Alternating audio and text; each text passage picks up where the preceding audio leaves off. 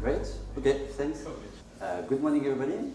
So thanks for being here. My name is Valentin Jettard, and myself, I'm part of the Machine Identity and Access Management team, and I'm in charge of delivering solutions for the security department and for the businesses. And part of the topics I do cover certificates, HSMs, PKI, software roles, and digital signature. That's the main topic. So looking at the overall transformation, what have been driving us in the past years, I took three major transformations we are still working on or we've been moving on. The first one is really, we moved from legacy data centers we have. So Air France had 2 data centers and KLM had 1. So we had 3 twin data centers. We've been looking at moving out of these current data centers to an hybrid cloud approach. So we are looking for private clouds and public clouds. So we do have multiple public clouds and multiple locations for private clouds. And the main challenge is that we have to move everything that is operating and working well. So we need to keep it and migrate it to this new location in order to close the on-premises data center. And this, keeping everything working on daily, we cannot just stop everything and wait for a year for our businesses. So we have to make it. While we are interconnected with more than 1,000 of partners, and we have around 12 petabytes of data that are currently hosted in our data centers. So this is the main driver of the previous years, and we are still working on it. And taking benefit of this migration, we also looked at how we could transform our services. So on our data centers, on our premises, we were really having a very monolithic approach. So we had one central load balancer, well, we take 2 because it was high availability, but we had major main components where we had wildcards, where we were really offering a kind of a global service for everybody. So we had global load balancers, global vault solutions, etc. And we are transitioning to microservices. So it means we have 2,000 applications. For each we have prod and non-prod, so we have 4,000 applications. So we move from one location with one wildcard to 4,000 certificates to handle. So it's really a big change for the way we deliver the services. So previously team were in charge of the applications, of the service, and now we have application teams that become responsible. So we need to provide them services through infrastructure as code because now they all develop and they all deploy via DevSecOps.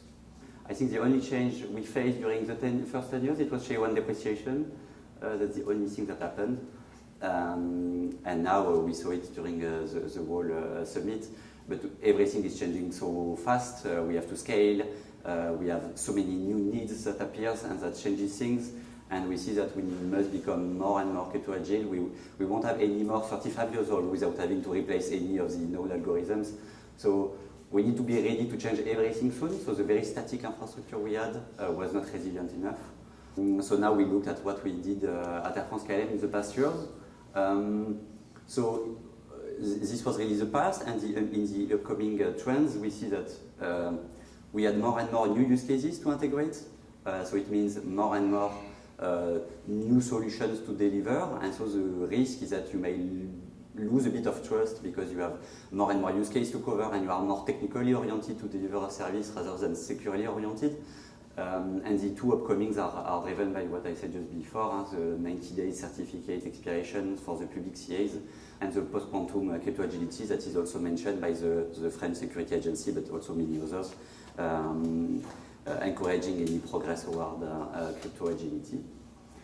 So considering those trends and considering the context of everything has changed a lot for us in the past years, we decided to make an inventory. So with colleagues, we looked at really at how we used our CAs during the past years, and how easy will it be if tomorrow we have to replace every algorithm by new algorithms that are post-quantum resistant. So what I did is I wanted to have the overall view of all the use cases we cover. So I started by our root of trust. We have everything that is our Bible. We go into Venafi and we have everything there. So I take data from Venafi, so I use the Venafi PowerShell implementation of the API to gather information from Venafi. And I did collect also the information directly at the CA levels. So I've been connecting to different CAs we had in order to export everything that was possible, and I merged everything into one location, and I enriched the data with some additional information, like what is the template, and who is using it, and how it is accessible. So it's really a kind of a very harsh inventory. So I've reached about 2,700,000 certificates. So it was a very huge data set of certificates, so very hard to, I would say, look into. So what I did is that I created some ways to visualize it. So I did generate graphs so that I get more visible things, and then I used to set all the data in an Excel file so that I can query, or at least I can filter on the data I wanted. So based on this data set, I've generated those graphs. So here, each dot represents the number of generated certificates on 1 month, per month.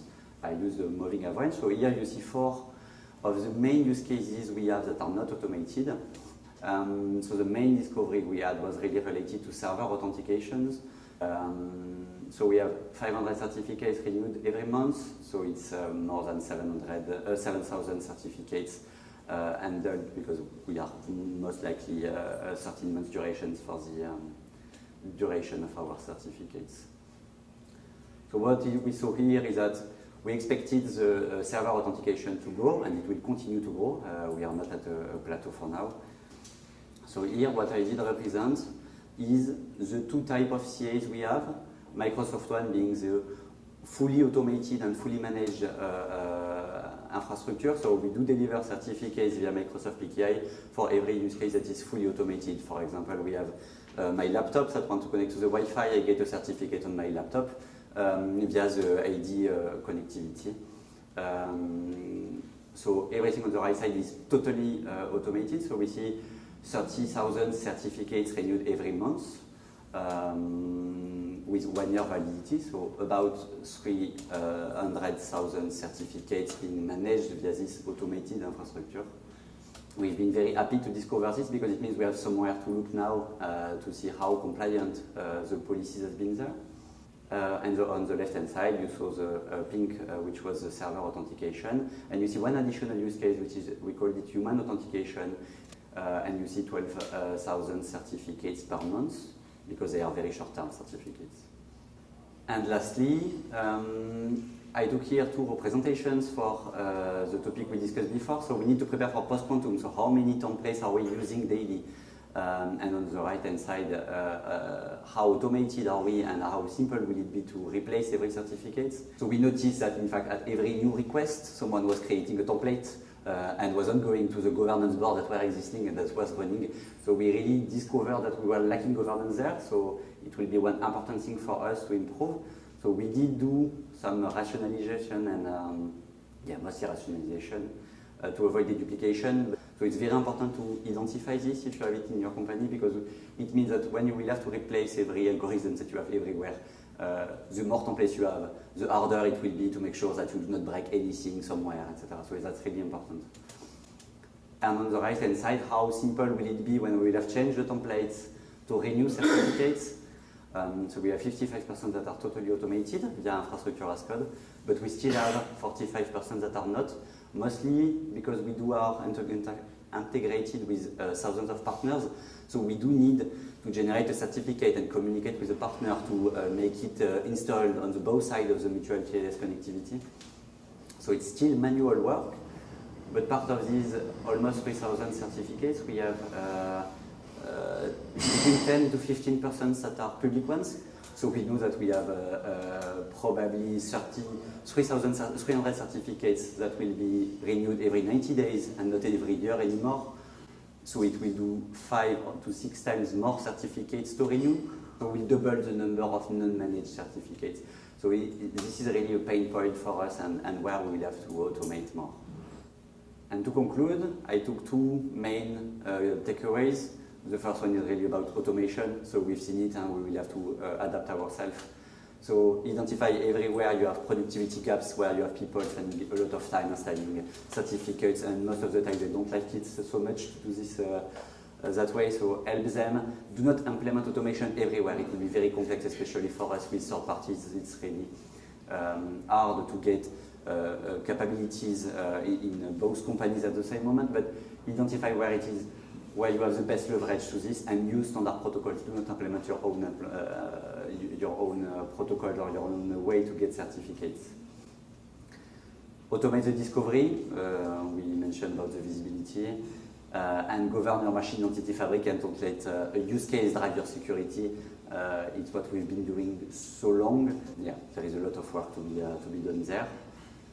And because of this, then you will be able to prepare yourself for post-quantum cryptography and post-quantum certificate. So standardization is not yet ready for the certificate, so there are still ongoing discussions about whether hybrid certificates, the way that hybrid certificate may be supported. So make sure you follow this track, because the day that it will happen, you will have to be ready to provide this service into your company. And then when you provide the service, so you upgraded your PKI, you are now able to deliver post-quantum certificates. Now major people use it, so deliver them the new certificates, but make sure the algorithm they've set uses the hybrid part of the certificate and not only use the RSA part of your certificate. So help your team do the support, so yes, that's really important. And then make sure you prepare reporting, because executives will worry about whether your risk profile is improving. So this is really important to provide visibility on this. Great, thank you very much.